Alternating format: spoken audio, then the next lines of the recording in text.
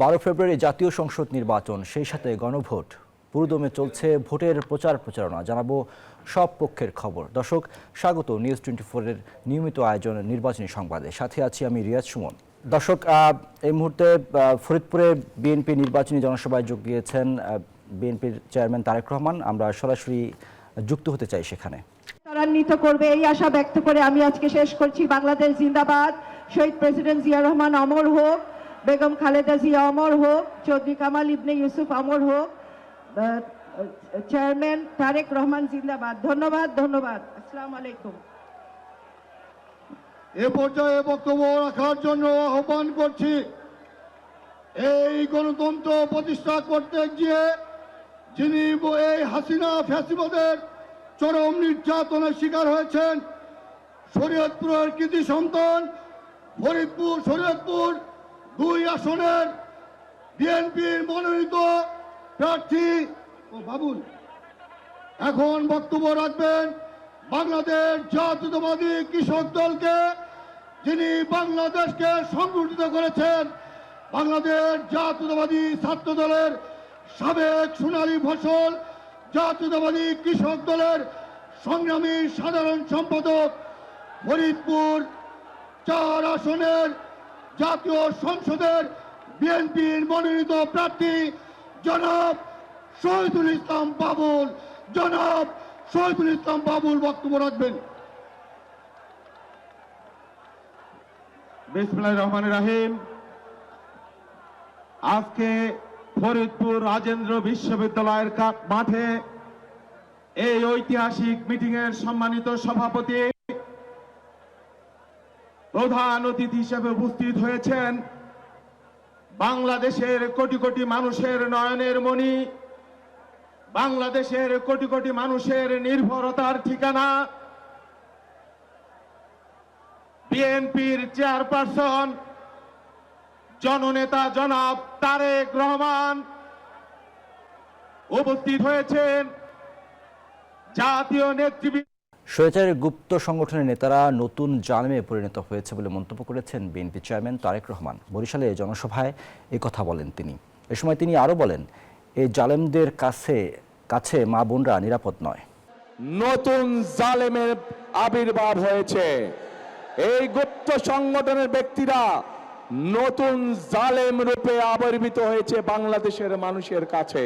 এই বাংলাদেশে নারী পুরুষ সকলে মিলে মাঠে কাজ করে।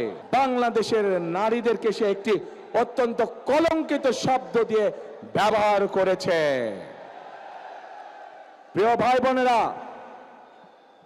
যেই ব্যক্তি বা যেই দলের তার দেশের মা বোনদের প্রতি বিন্দুমাত্র শ্রদ্ধা নেই, যেই নেতা যেই দলের নেতাকর্মীদের নিজের দেশের মা বোনদের কষ্টের প্রতি বিন্দুমাত্র সম্মান নেই, তাদের কাছ থেকে আর যাই হোক বাংলাদেশ কখনো অগ্রগতি আশা করতে পারে না। দেশে আর জমিদারি ও আধিপত্যবাদ চলবে না, এমন মন্তব্য করেছেন জামায়াত ইসলামীর আমির ডাক্তার শফিকুর রহমান। জামায়াত ইসলামী শুধু নিজেদের বিজয় চায় না, দেশের 18 কোটি মানুষের বিজয় চায় বলেও জানান জামায়াত আমির। দুপুরে কুড়িগ্রাম সরকারি কলেজ মাঠে জামায়াতের নির্বাচনী জনসভায় একথা বলেন তিনি। দেশের নারীদের নিরাপত্তা নিশ্চিত করা হবে জানিয়ে আমির বলেন, জামায়াত ক্ষমতায় আসলে দেশে আর নারীরা ধর্ষণের শিকার হবে না। এছাড়াও উত্তরবঙ্গকে কৃষি শিল্পের রাজধানী হিসেবে ঘোষণা করা হবে বলে মন্তব্য করেন তিনি।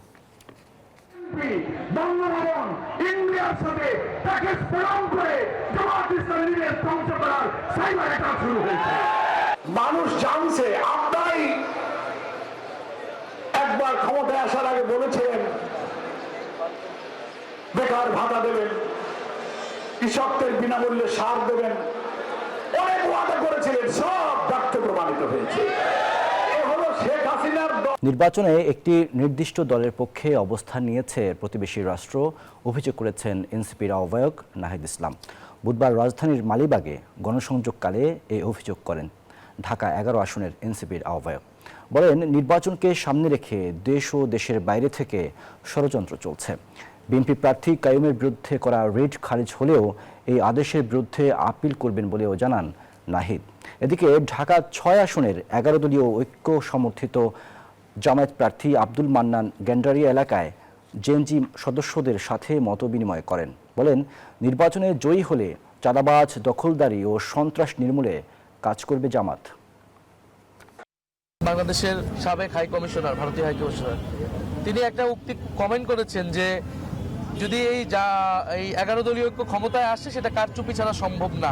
সেখানে ওনারা যখন একটা অবস্থান নেয় এবং বিএনপি বা অন্য দলের সাথে তাদের যেই ঘনিষ্ঠতা আমরা দেখতে পাচ্ছি, সরাসরি তাদের পক্ষে কমেন্ট করা, এটা আমাদের মধ্যে সন্দেহ তৈরি করছে। অন্যায়কারী যেই হোক, অন্যায়কারীর কোনো দল নেই, অন্যায়কারীর কোনো, জালেমের কোনো দল নেই। কাজেই সে যেই হোক তার বিচার হতে হবে। নির্বাচনের বাকি আর মাত্র 7 দিন। জমজমাট প্রচার প্রচারণায় ব্যস্ত সময় পার করছেন প্রার্থীরা। রাজধানীর প্রচার প্রচারণার খবর জানাতে যুক্ত হচ্ছেন সহকর্মী বদরুল আলম শাওন। শাওন, আপনি তো সকাল থেকে মাঠে আছেন, কেমন দেখছেন ভোটের নির্বাচনী গণসংযোগের খবর জানাবেন। প্রার্থীরা কি প্রতিশ্রুতি দিচ্ছেন, ভোটাররা কি আশা করছেন এবং ভোটারদের মধ্যে সাড়া কেমন দেখছেন? হ্যাঁ, ধন্যবাদ। আপনি ঠিকই বলেছেন যে আসলে নির্বাচন যেহেতু সন্নিকটে, সেই নির্বাচনকে কেন্দ্র করে প্রার্থীরা ভোটারদের দ্বারে দ্বারে ঘুরছেন এবং এক ধরনের জমজমাট পরিস্থিতি। তো আমরা সকাল থেকেই রাজধানীর অন্তত 3টি আসনে ঘুরেছি, বিশেষ করে ঢাকা 11, ঢাকা 9 এবং ঢাকা 6।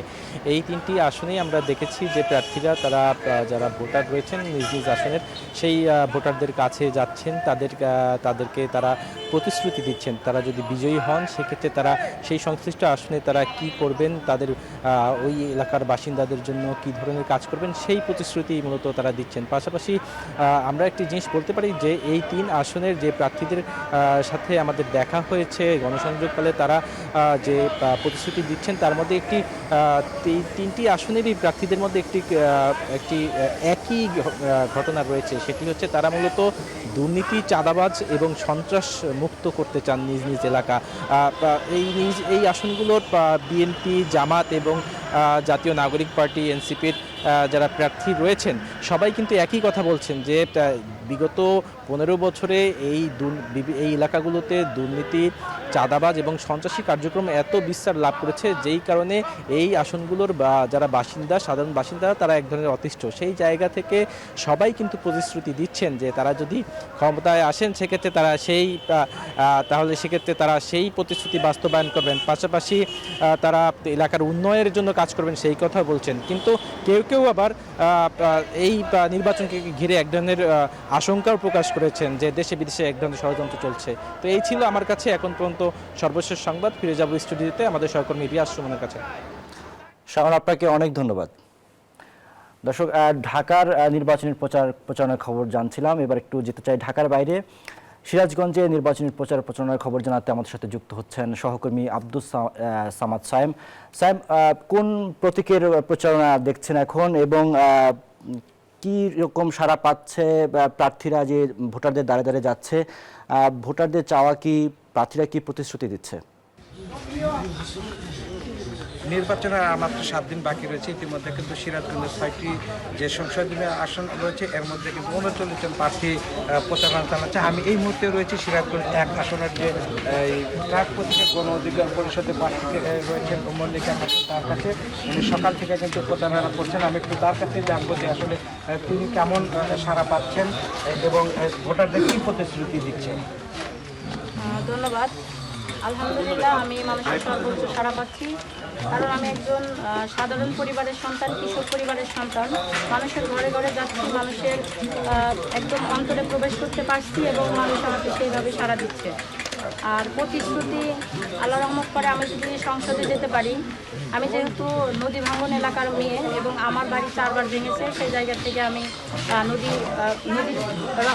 সংরক্ষণ করার সর্বোচ্চ চেষ্টা করব যাতে নদীর হাত না ভাঙে এবং আমি মনে করেন যে চরবাসীদের নিয়ে তাদের যে প্রাণের দাবি যমুনা উপজেলা সেটা সর্বোচ্চ বাস্তবায়ন করার চেষ্টা করব। চর অঞ্চলে যে জমিগুলো একেবারে পতিত পড়ে আছে সেই জায়গাগুলোতে আমরা হচ্ছে পর্যটন এলাকা করার সর্বোচ্চ চেষ্টা করব। এবং আমরা যেহেতু কোটা সংস্কার আন্দোলন থেকে আজকে গণ অধিকার পরিষদ প্রতিষ্ঠিত হয়েছে, যুবক যুবতীদের, বেকার যুবক যুবতীদের সর্বোচ্চ কর্মসংস্থানের ব্যবস্থা করব। এবং আমি যেহেতু একজন নারী, নারীরা পড়াশোনার পাশাপাশি যাতে কিছু কর্ম করে খেতে পারে সেই জায়গা থেকে আমরা ক্ষুদ্র ক্ষুদ্র শিল্প কারখানা গড়ে তুলব।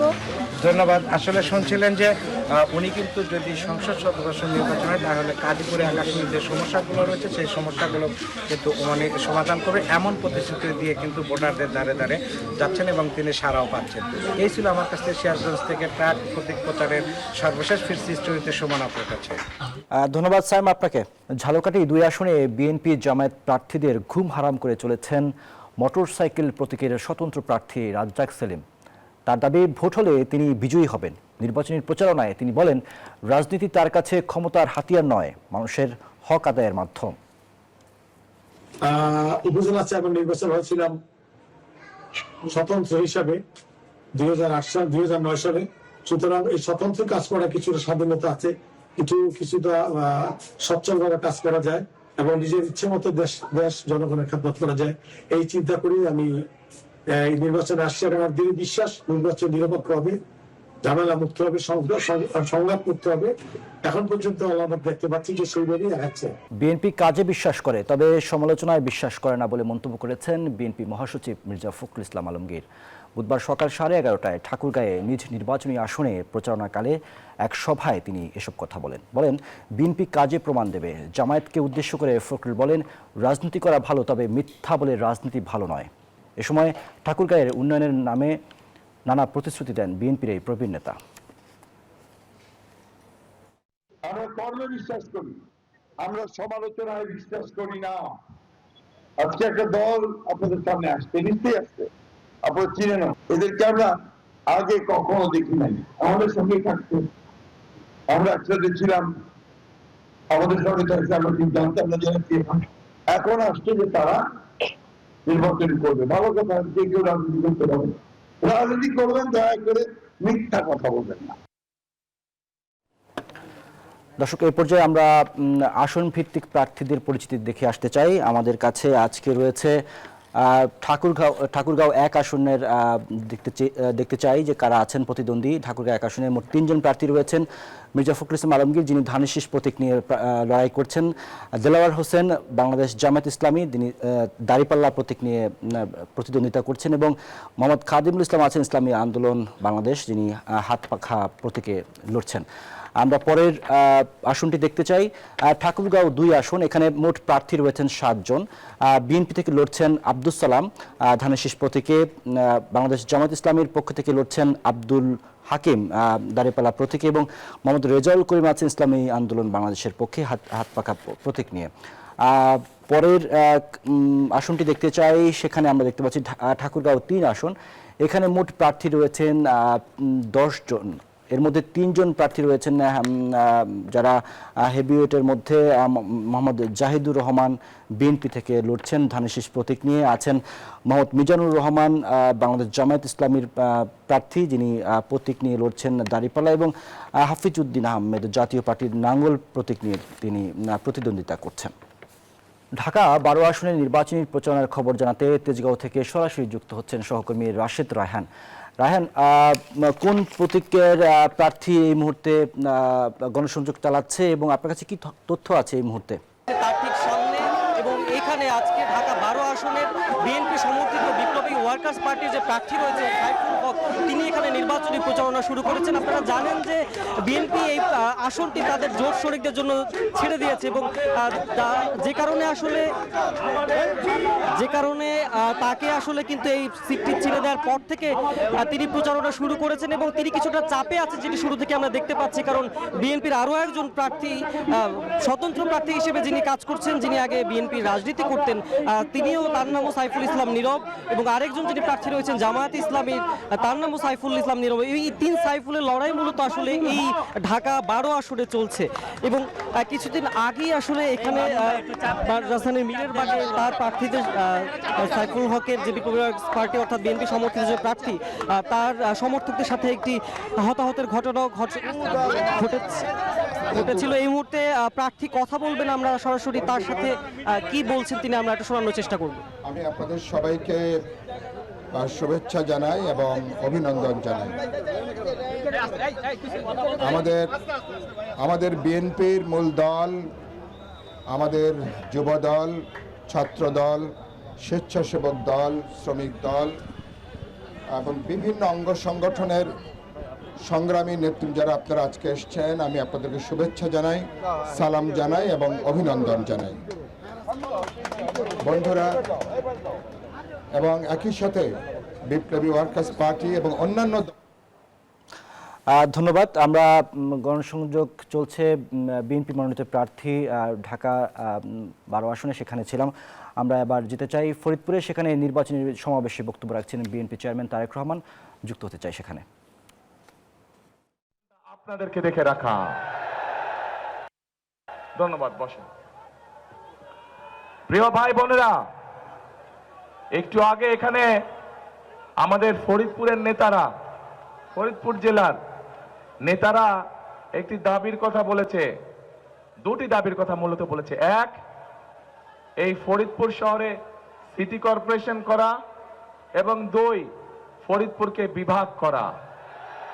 তাই তো নাকি? এটাই তো শুনলাম নাকি? ঠিক শুনছি?